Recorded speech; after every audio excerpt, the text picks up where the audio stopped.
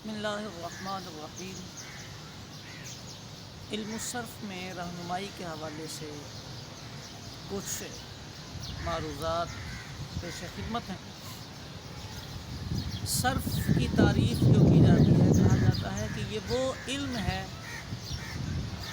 کہ جس کو جاننے سے صیغوں کو بنانے اور ان میں تغیر و تبدل کے قوانین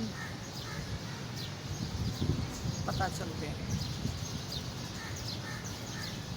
یعنی صرف جاننے والا صیغے بنا سکتا ہے اور ان میں تغیر و تبدل کر سکتا ہے۔ یہیں پر ایک بات تطفلاً عرض کرتا چلوں، یہ جو بنانے والی کہانی ہے اور تغیر و تبدل والی کہانی ہے، یہ میرے آپ کے بس کا روگ نہیں ہے۔ یہ ضرور ہے کہ ان قوانین سے آپ فن کو سمجھنے کی کوشش کرتے ہیں، لیکن جہاں تک صیغے بنانے اور صیغوں میں تبدیلی کی بات ہے، عرب لوگ آپ کو اجازت نہیں دیتے۔ مطلب یہ ہے کہ اگر وہ بولیں گے نا کہ خود سے خود بنا دو، آپ جو مرضی کرنے ہیں، آپ کو بنانا ہی پڑے گا۔ اگر وہ بولیں گے قوالا سے قالا بنا دو، تو آپ کو بنانا ہی پڑے گا۔ آپ قانون یاد کرنے کے بعد بھی، قانون صرف کے یاد کرنے کے بعد بھی آپ بنانے میں خود مختار نہیں ہیں، بنانے کی اجازت آپ کو ہے ہی نہیں۔ آپ کے سامنے عرب کے سینکڑوں ہزاروں صیغے ایسے آ جائیں گے عربی کے کہ جنہیں آپ پڑھنے پہ مجبور ہوں گے۔ عرب لوگ یہ باقاعدہ کہیں گے، او بھائی ہمارا صیغہ ہے، ہم نے بنایا، تمہیں اس سے کیا؟ تو امید ہے بات سمجھ آ گئی ہوگی۔ اب آپ کہیں گے کہ پھر آپ بتائیں کہ آپ کی نظر میں صرف کیا ہے؟ تو صرف کی تعریف یہی ہے، اور علم جو ہے وہ اسی چیز کا نام ہے۔ لیکن میں آپ جو درس نظامی کرنے والے طلبہ علم الصرف پڑھتے ہیں، ہم علم الصرف اس لیے یاد کرتے ہیں کہ ہمیں صیغوں کی ادائیگی آ جائے اور حروف اصلیہ کی پہچان ہو جائے۔ یہ دو کام ہمارے لیے ضروری ہوتے ہیں۔ صیغوں کی ادائیگی بھی اس لیے ضروری ہوتی ہے کہ اس سے حروف اصلیہ کی پہچان ہوتی ہے۔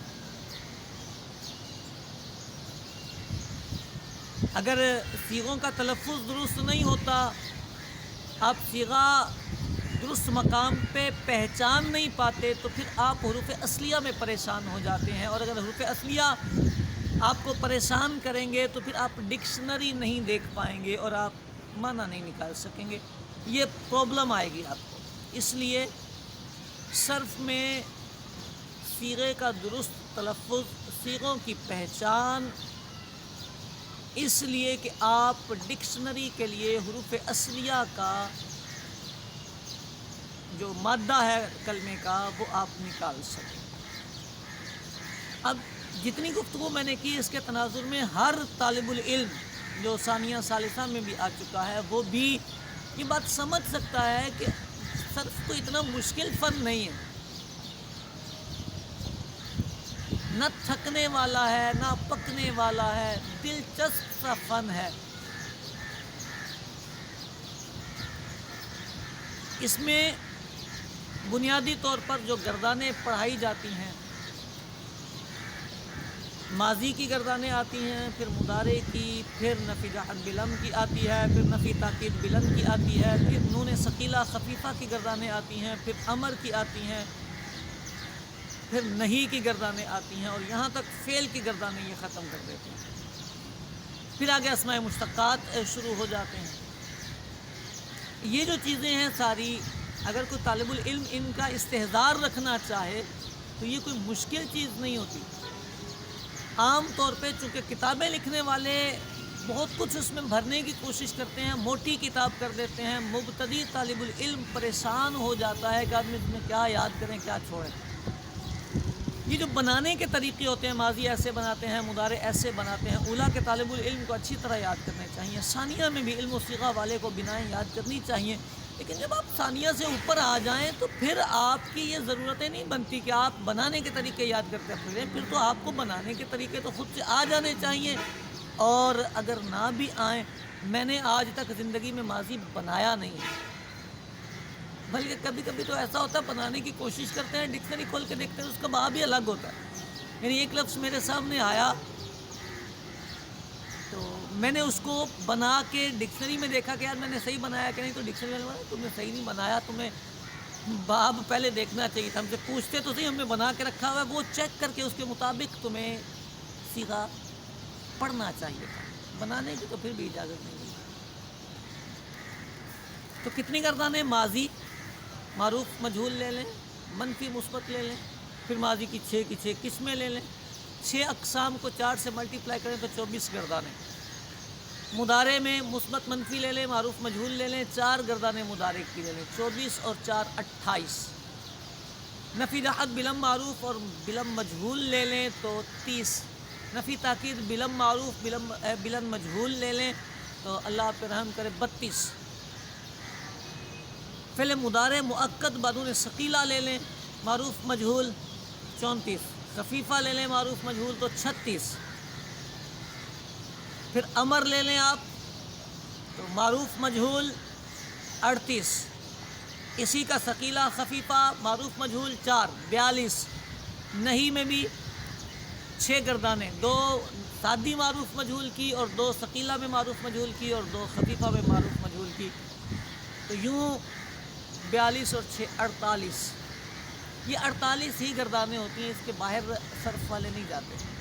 یہی والی گردانیں گھما پھرا کے یہی آتی ہیں. ان کو جیسے میں نے آپ کو سنایا ہے، ایک خلاصہ آپ کے دماغ میں ہونا چاہیے. باب تو بنتے ہی رہتے ہیں یار، یہ گردانیں ہیں. پھر اس کے بعد اسماء مشتقات ہیں، اس میں فاعل ہے، اس میں مفعول ہے، صفت مشبہ ہے، اس میں تفضیل ہے، اس میں اعلیٰ ہے، مبالغہ ہے، فعل تعجب ہے.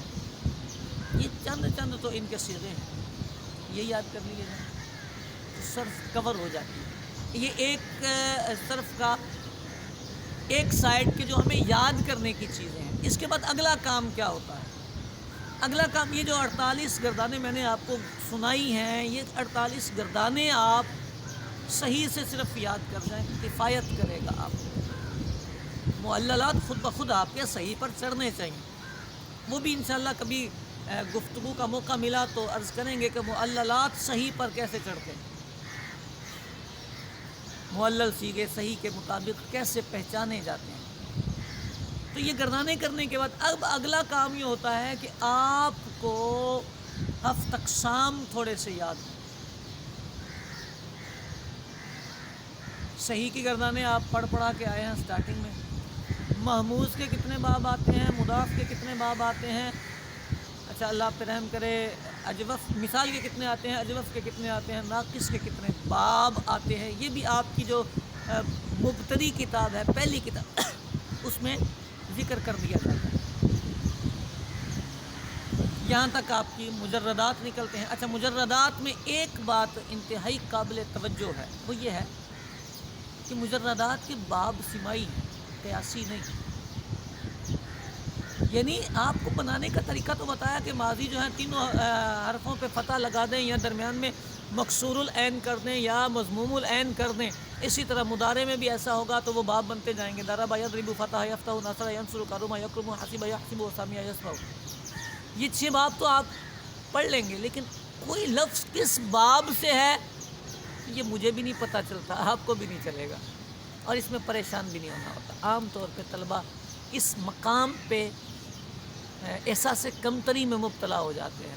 میں ٹیسٹ لینے گیا، مفتش ہوں، میں نے جا کے پوچھا طلبہ کون سے باب سے ہے، لفظ ہے طلبہ. طالب علم کے سامنے پہلی دفعہ آیا، میں پڑھ کے تھک گیا ہوں، مجھے تو اس کا باب یاد ہے. طلبہ یطلبو، مجھے اس کا باب یاد ہے، لیکن طالب علم کو نہیں یاد. قاعدہ کوئی لگتا نہیں، قیاس ہو نہیں سکتا، تو وہ اگر دھارابہ بھی بولنے کی کوشش کرے گا تو میں اس کی غلطی نہیں نکال سکتا، کیونکہ یہ سمائی چیز ہے. وہ سنے گا تو اس کو یاد کرے گا، پڑھے گا اور اس کو یاد کرے گا. ٹھیک ہو گیا؟ ہاں مزید فی کے ابواب قیاسی ہیں، قاعدے کے مطابق ان کی پہچانیں ہوں گی، ان کی شکل نظر آئے گی. وہ صیغہ بتائے گا کہ میرا مزید فی کے فلاں باب سے تعلق ہے، میں فلاں باب کا فلاں رشتہ دار ہوں۔ مزید فی کے جو باب ہیں وہ آپ کو بتائیں گے۔ رباعی مجرد، رباعی مزید فی کے باب آپ کو اپنے الفاظ سے بتائیں گے کہ بھائی میرا فلاں باب سے تعلق ہے اور فلاں گردان سے میرا تعلق ہے۔ اس لیے مزید فی تو قیاسی ہوتا ہے، اس پہ زیادہ محنت کی بھی ضرورت نہیں پڑتی، طلبہ پریشان ہو جاتے ہیں بیچارے۔ مجرد میں سمائی کہہ کے آپ کی جان چھوٹ جاتی ہے کہ بھائی ڈکشنری دیکھ کے ہم بتا سکتے ہیں کہ یہ کون سا باب ہے۔ اور مزید فی میں قیاسی چونکہ باب ہوتے ہیں تو یہ جو قیاسی ابواب ہیں یہ یاد کر لینے چاہیے۔ پھر یہ سارے ہی استعمال والے نہیں ہیں، ان میں چند باب ہیں جو استعمال میں آتے ہیں: افعال، تفعیل، مفعلہ، تفاعل، تفاعل، افتعال، انفعال، استفعال، تقریباً یہ باب استعمال ہوتے ہیں۔ فعللہ استعمال ہوتا ہے۔ پھر اکا دکا پوری درسیات میں الفاظ آتے ہیں جو کبھی اخشوشانہ سے آ جاتا ہے تو کبھی ادھاما سے آ جاتا ہے تو کبھی اسودہ سے آ جاتا ہے۔ سمجھ آ رہی ہے بات؟ صرف والوں کو پریشان نہیں ہونا چاہیے۔ اور ایک آخری گزارش کر کے میں اجازت چاہوں گا، جسے گردانیں یاد نہ ہوتی ہوں اسے بھی بھاگنا نہیں چاہیے، اور ثانیہ کے بعد گردانوں کے رٹے پہ زور نہیں دینا چاہیے، صیغوں کی پریکٹس پہ زور دینا چاہیے کہ صرف کا مقصود صیغوں کی پریکٹس ہے۔ آپ صیغہ پہچانتے ہوں گے تو آپ کامیاب ہوں گے۔ آپ کو گردان پوری نہ آتی ہو لیکن آپ کو یہ پتہ ہو کہ یہ جمع متکلم کا نفی جہت بلم مجہول کا صیغہ ہے، آپ کامیاب ہیں، آپ بالکل پکے سچے صرفی ہیں، نیک پرہیزگار صرفی ہوں گے آپ۔ اور اگر ساری گردانیں آتے ہوں اور صیغہ ہی نہ پتہ چلتا ہو تو پھر آپ پکے سچے تو دور کی بات صرفی بھی نہیں بن سکیں گے۔ یہ چند گزارشات صرف کے حوالے سے تھی، چند باقی ہیں۔ اس عنوان پر پھر دوبارہ آپ سے ملیں گے۔ اللہ کریم ہم سب پر اپنا فضل فرمائے۔